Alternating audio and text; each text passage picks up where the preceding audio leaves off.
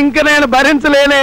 ఇప్పటికే 16 రకాల బ్రష్లతోనూ 16 రకాల టూత్ పేస్టులతోనూ నా పళ్ళు తోమించేసావు.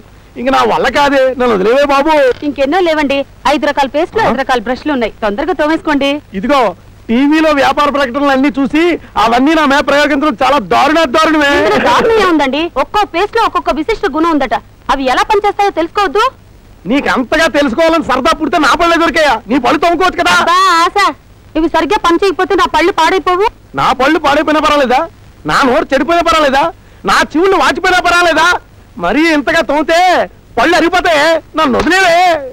అదంతా కుదరదు, తోముకోవాల్సిందే. ఇప్పటికే నా నోరు సున్నబట్టిలాగా అయిపోయింది, నన్ను వదిలేవే తల్లి. అంటే తోముకోరన్నమాట. అంతే.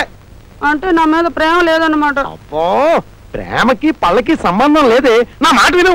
అదంతా నాకు అనవసరం. ఇప్పుడు తోముకుంటారా లేదా? ఇంక నా నోరు ఏమాత్రం సహకరించదు, నేను తోముకోను. సరే, మీరు తోముకోపోతే నేనేం చేయాలో అదే చేస్తాను. ఏం చేస్తావు? నువ్వు తోముతావా? కాదు, బాబులో దూకి చస్తాను. అమ్మో, అంత పని చేయకు. నువ్వు ఇంకా ఎన్ని పేస్టులు తెస్తే అన్ని పేస్టులతో నువ్వు తోముకుంటాను. టీవీ కొనలకు తప్పుతుందా? అనుభవిస్తాను. పట్టండి అయితే. చూడండి,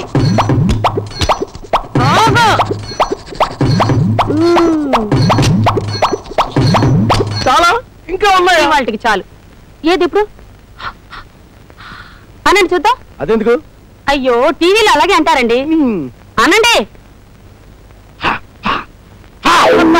నోరంతా పేస్ట్ కంపు. 4 కిలోల పేస్ట్ తో తోమించావు. పేస్ట్ కంపు కాక ఇంకే కంపు వస్తుంది? సర్లేండి, ఇప్పుడు సబ్బులు ఎలా పనిచేస్తాయో తెలుసుకుందాం.